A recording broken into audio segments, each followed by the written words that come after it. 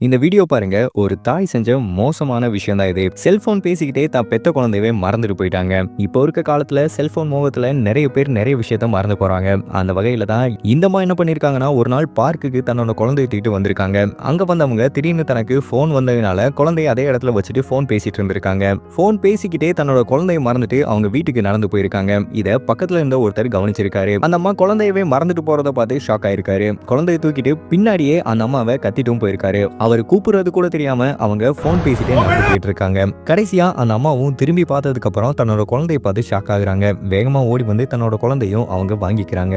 இந்த வீடியோ தான் இப்போ சோசியல் மீடியால வைரலா பரவிட்டு வந்துட்டு இருக்கு. இந்த வீடியோ பார்த்தா நிறைய பேர் என்ன சொல்லிட்டு இருக்காங்கன்னா, இந்த அம்மா மேல எஃப்ஐஆர் போடணும்னு சொல்றாங்க.